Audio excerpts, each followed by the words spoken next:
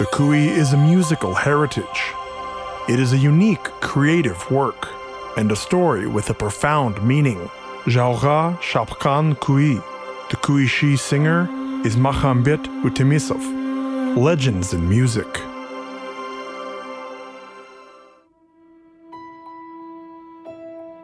The young Jigit's heart was light and merry. He walked with his dumbra in his hands. There was a melody running through his head without ceasing that didn't come easily to him.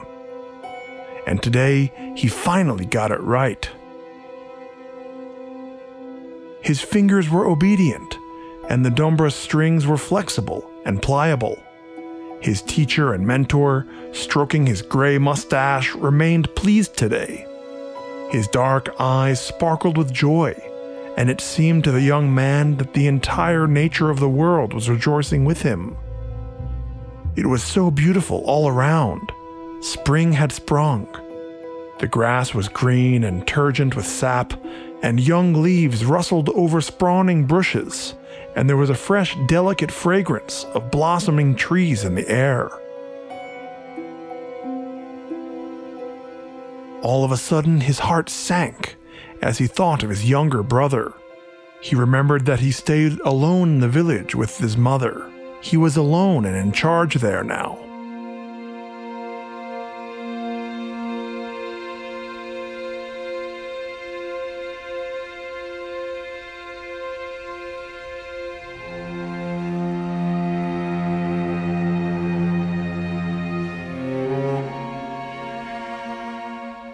And the Jigit saw, as if in reality, how his brother had to mow the grass for the cattle, to collect and stack the hay, and to chop wood from early morning until late at night. A lot of work, and all of it would fall on the young boy's shoulders.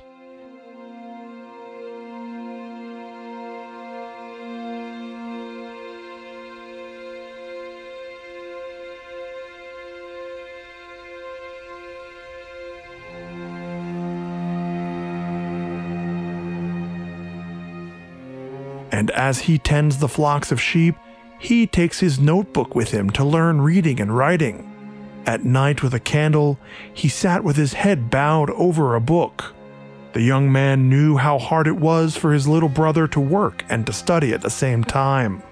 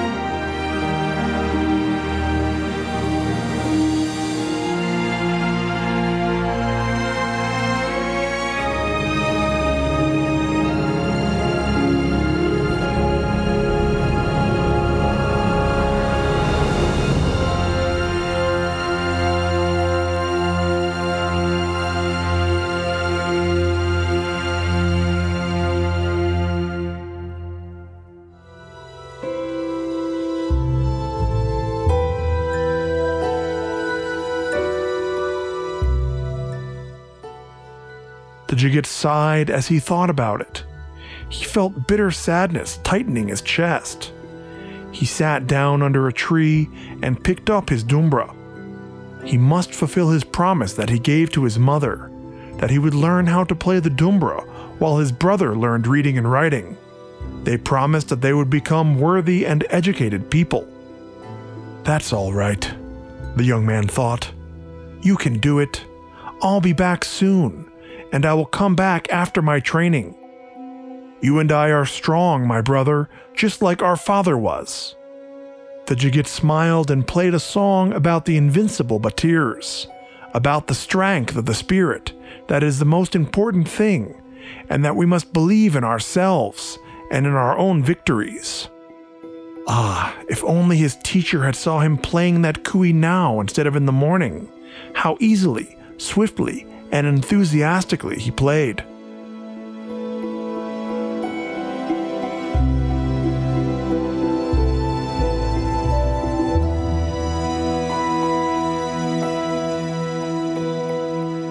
Jaura Shapkan Kui.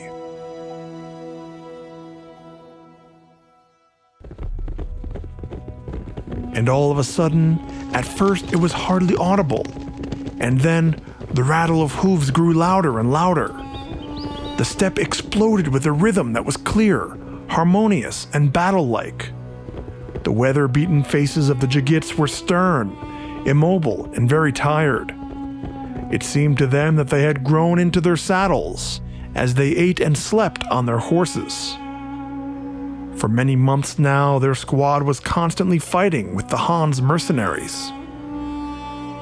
At times, like a fire, the wind would swoop down on one and another, and something else would catch on fire, and the entire steppe would begin to burn. So is the anger of the people that broke out and found a response in hundreds and thousands of dissatisfied people who decided that it is impossible to live like this, and that they could no longer put up with the lawlessness of the Han's power. And this has united many. They stand under the banner of Isatai Taimanov. The squad rushed past, and again the steppe froze in despondency and numbness. The horsemen disappeared behind the ridge and finally saw their camp, carefully sheltered from prying eyes. The sly sentries informed the camp of the return of the squad.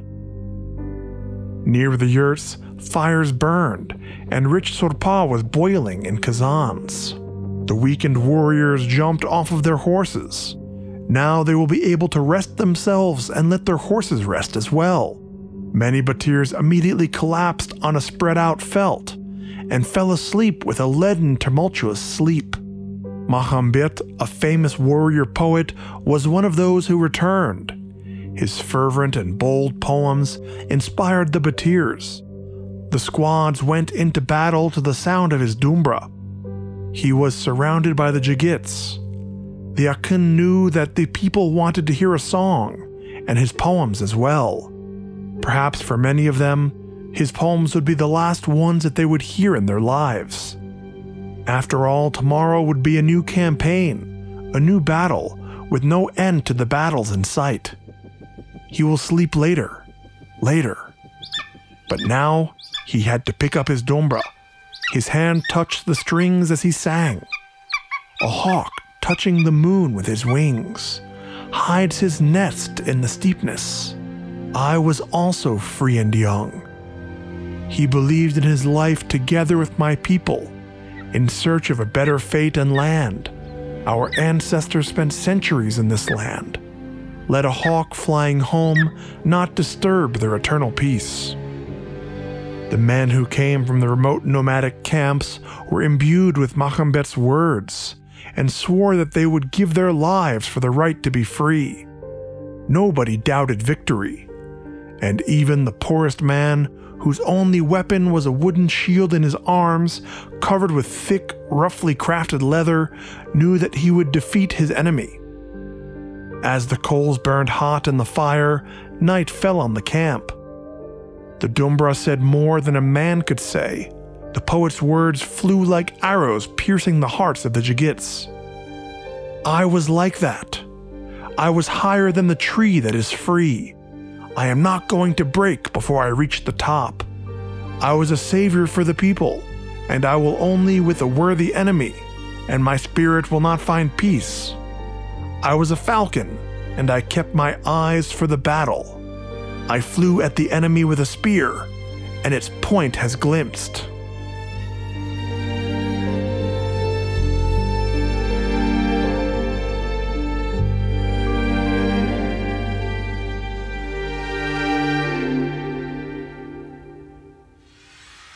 In a short time, the Han gathered his army. His riders, armed with bows and spears and swords, were ruthless mercenaries. To them, the war was a source of earnings. Why live poor? It is better to sit on a glorious and strong horse and to fight in battle as a brave warrior, they thought. And their eyes were burning with greed and thirst for blood. A sticky fog enveloped the valley. The first rays of the sun could not break through this gray veil. At dawn, they watched the slow black dots moving in the distance. They appeared and then disappeared again. But as soon as the sun ascended in the sky, the Jigits saw the enemy right at the camp. There was a V-formation cavalry unit at a distance of 4 arrow flights. Drums were beating. "Isatai is with us! Mahambet is with us!" the Jigits shouted to each other. "Our bows are drawn with strength!" "Mount!" they shouted everywhere. The horses started at full gallop. 2 of the best squads, led by Isatai himself, rushed to meet the enemy. Another squad was headed by the brave Mahambet. "We'll meet the enemy face to face. Go!" Each Jigit had almost 2 or 3 opponents, but the people defended their freedom and believed that victory would be theirs. The swift-foot horses, barely touching the ground, carried their armed riders. They attacked the Han's mercenaries. The spears and arrows were flying, cutting through the air, and a deadly storm raged in the steppe. The wind whistled in their ears, and the steppe trembled from the trampling of the horse hooves, and the grass, like mown grass, laid on the ground, covered in blood. The battle was furious. Attacking the enemy, hearing fierce breaths of snorting horses, whistling of arrows and the clang of blades, falling in battle or coming out victorious. Suddenly Isatai staggered in the saddle and fell back onto the ground. "Isatai!" the Batirs shouted, rushing to him. The battle broke out with renewed vigor, and the soldiers fought bitterly. The enemies retreated and turned their horses around, leaving the dead and the wounded lying in the grass. Suddenly, everything was quiet. No screaming or clanking of weapons. Mahambet's squad rushed, chasing its furious enemy, and the squad went farther and farther into the steppe. It was dangerous to continue this pursuit, as there could be an ambush. Then Mahambet ordered the soldiers to come back. The people had a hard time dealing with the death of Isatai Taimanov. The weeping of the people was carried across the steppe. Mahambet became gloomy, and never in his verses will there be joy, and the pain of loss will not subside in his heart. Dreams like mountain peaks did not obey, yet I survived. The falcons broke free from their ropes and flew away, yet I survived. I survived the heat, and I survived the cold. When lakes turned into puddles, instead of oaks, there were peaks. There were days even worse, and I survived it all. But I could always give advice in a difficult matter. But after Isatai's death, I cannot find the answer for myself. How do I live when there are no words? New songs will be heard in the steppe, but they will be sad and tragic. The poems of Mahambet will be passed from mouth to mouth, and the people will never forget this great battle and the feat of the simple but courageous people.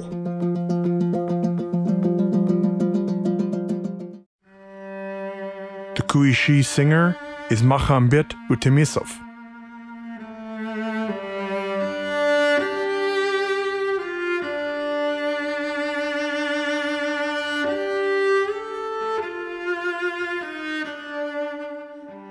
The silent expanse of the great steppe only looked calm and peaceful. There were scars from horse hooves, as well as scars from the sharp arrows on this land that is tired of wars and battles. The Akuns and Kuishis took their dumbras in their hands and lamented over the exhausted steppe. Their music carried in itself the memory of the brave warriors, about strong and courageous Jigits who were not afraid to look into the eyes of their enemies. The joy of a Jigit is his horse, a sharp rage in his sword. Death takes away everything, the highest law of all. He who falls together with the hero did not lose anything. The flower adorns the world, but the life of a flower is only for a moment. Mahomet Utimisov was a brave and passionate person. With his verses, he exposed hypocrisy and arbitrary rule. He fervently loved his homeland and longed for liberty and freedom all of his life. A poet, hero, and freedom-loving fiery warrior, Mahomet Utimisov will always have a special place in the history of the Kazakh people. I was me, and I was myself, the Akin used to say about his purpose in this world.